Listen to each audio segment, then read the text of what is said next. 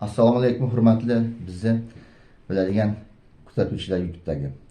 Bu meni chiqishimni O'zbekiston Respublikasi Prezidenti Shavkat Mirziyoyevga va Respublika xavfsizlik xizmati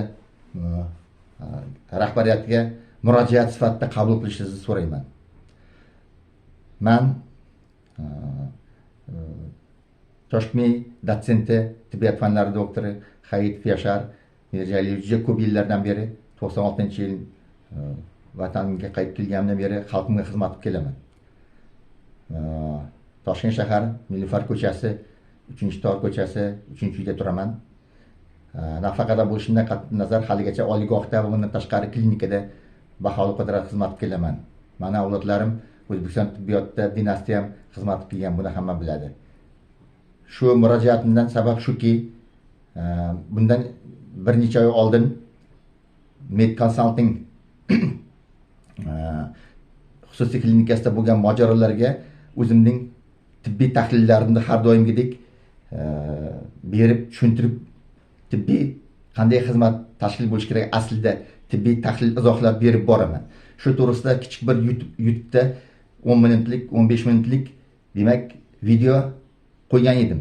Shundan beri mening boshimdan bola arimaydi. 5-6 kun o'tib shu klinika keyinchalik bilsam rahbari menga telefon qilib pul evaziga bu videoni o'chirishni talab qila boshladi. Hamma videolarni o'chirdim, klinikani asrab qolishim kerak. Faqat sen qolding, qancha pul beraydi? Men aytdim, men videolarim xalqimga atalgan. Xalqimni tibbiy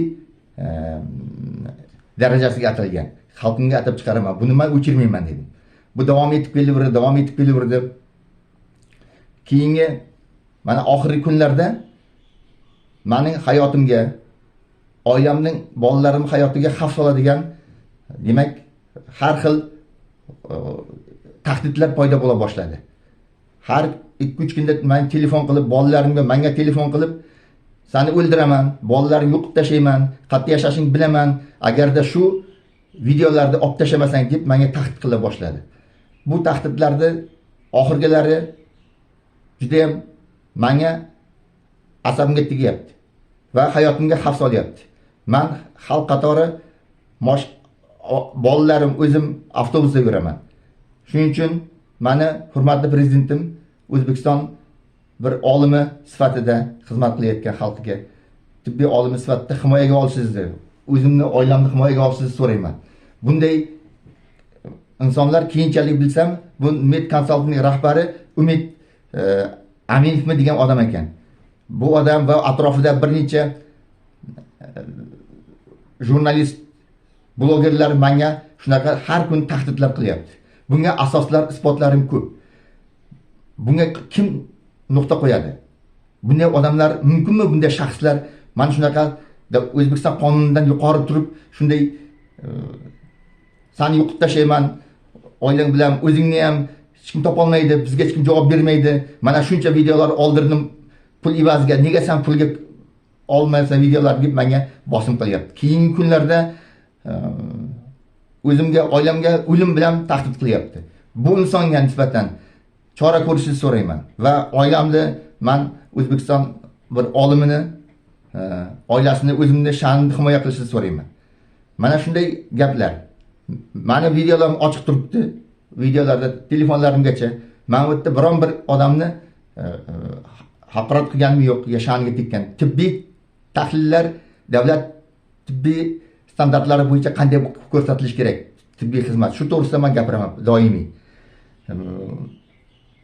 Bu inson bundan bir necha oy oldin Med Consultingda bo'lgan mojarodan chiqargan videomdan keyin menga tahdid qila boshlaganda, menga takliflar bo'lgandi. Buni pulni olib chorasini ko'rishdi. Lekin men shunga bormadim. Nega deganda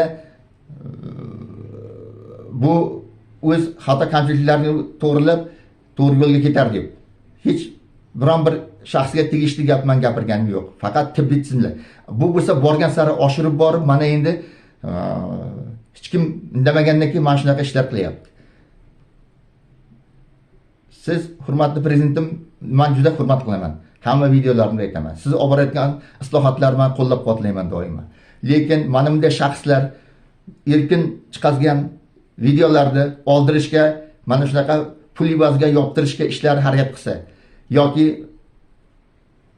bu insonlar aytganlar kirmagan odamlarni, yurmagan odamlarni o'lim bilan tahdid qilsa, bu odamlarga chora bormi, yo'qmi? Kim bu odamlar o'zi? Shuning uchun men sizga shunday murojaat qilyapman. Buni chorasini ko'rishdi bu odamni. Mening oilamga, bolalarimga tahdid to'xtatishdi. YouTube'da hamma videolarim turibdi, ko'rishlaringiz mumkin. Birontasida men biron bir qilganim yo'q, lekin bu odamni qilayotgan tahdidlari oxirgi kunlarda oshib tushyapti. Bunga chora ko'rishni so'rayman va men ham murojaat qilyapman. Bu to'g'risida oxirgi vaqtlarda menga tuhmatlar ham uyushtiryapti. Har xil o'zining o'sha jurnalistlar yordamida. Bunga ham isbotlarim ko'p. Men tanimagan odamlar, umuman men ularni tanimayman, ko'rmaganman. Shular orqali menga har xil ustimdan arzlar kirityapti. Shuning uchun bu odamni menga bilayotgan, oilamga qilgan tahdidning isbotlari bor, telefonlari bor. Qilingan telefonlar. Shuning uchun bu odamga chora ko'rishni so'rayman, bu tahdidlar to'xtatishingizni. Mana shunday. Men hayronman, bu odam kim o'zi? Kim bunga huquq berib qo'yibdi? Mana shuncha kamchiliklar boshdan keyin ham bunga yo'l ko'rsatgan, qanday tibbiy yo'nalish qanaqa bo'lish kerakligini, qanaqa odamlarga hayotiy tahdid qilsa, oilasiga, o'ziga, bu odamga huquq bormi shunday? Shuning uchun iltimos chora ko'rishni so'rayman, kutib qolaman. Demak, natijalarini, chorani. Rahmat.